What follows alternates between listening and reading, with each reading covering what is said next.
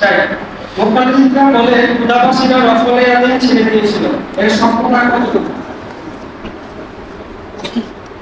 কুফাবাসীরা রফল ইয়াদাইন ছেড়ে দিয়েছিল, আপনার দলিল সহ নামাজের মাসাইল আব্দুল মতিন বলেন, আব্দুল মতিন সাহেব তিনি নকল করেছেন যে কুফাবাসীরা রফল ইয়াদাইন ছেড়ে দিয়েছিল, এটা মিথ্যা কথা।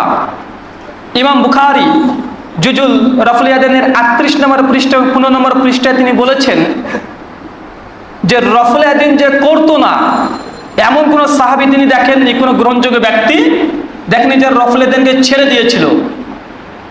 আর হানাফি ভাইদের স্পষ্ট দাবি, তারা বলে যে ইমাম বুখারী কুফাতে গিয়েছে, কতবার গিয়েছে কোনো হিসাব নেই, 4000 ব্যক্তির কাছ থেকে তিনি হাদিস নিয়েছেন।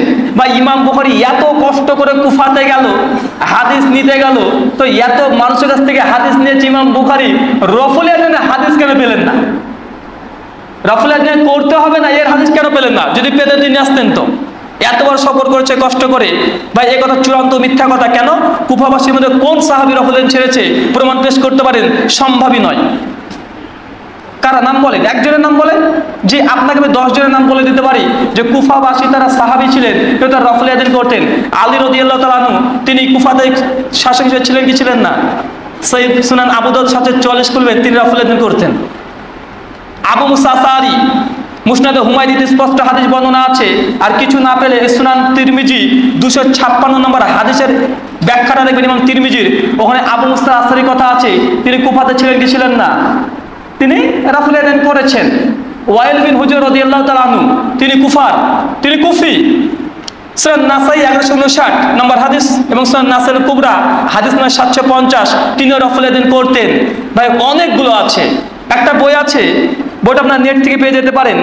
এই শুধুমাত্র আপনাকে একটা উদাহরণ দিই, হানাফি কেল্লার পোস্টমর্টেম, বইটার নাম হানাফি কেল্লার পোস্টমর্টেম, লেখক হচ্ছে আনারুল হক ফাইজি সাহেব। 84 পৃষ্ঠা থেকে 90 পৃষ্ঠা পর্যন্ত পড়বেন, এর অকাট্য জবাব দেওয়া হয়েছে যে সমস্ত কুফাবাসীরা রফল ইয়াদাইন করতো। আর যারা বলছে কুফাবাসীরা রফল ইয়াদাইন ছেড়ে দিয়েছিল, কোনো স্পষ্ট নাম প্রমাণিত নয়, সবই মাঝহুল। কে বাদ দিয়েছে? আমরা তো 10 জনের নাম পরপর বুঝে দিলাম যারা কুফা থাকার শর্তে তারা রফল ইয়াদাইন করতো। এটা অকাট্যভাবে সত্য প্রমাণিত কথা, কিন্তু কারা বাদ দিয়েছে এর কোনো ইতিহাস নেই। শিয়ানা, মুরজিয়ানা, রাফেজিনা, জাহামি কারা ছেড়েছে?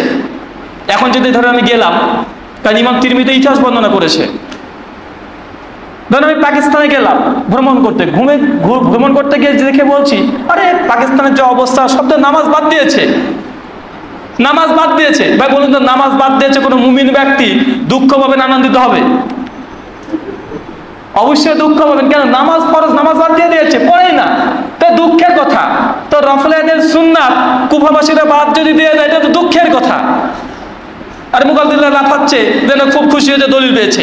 বা যারা মুমিন পরেজগার ব্যক্তি হবে তারা অবশ্যই দুঃখই পাবে। তার জন্য ইমাম বুখারীও দুঃখ করে বলেছেন যে তিনি সমস্ত জায়গাতে তিনি হাদিস গ্রহণ করেছে, অথচ তিনি রফল ইয়াদাইন না করা কোনো হাদিসই আনতে পারেননি। কেন? সহিহ সূত্রে প্রমাণিত নয়, তার জন্য আনেননি। এটা মানে যথার্থ সত্য কথা। আর এটাই স্পষ্ট, যারা বিবেকজ্ঞান তারা বুঝতে পারছেন। আসলে বিষয়টি স্পষ্ট হয়েছে।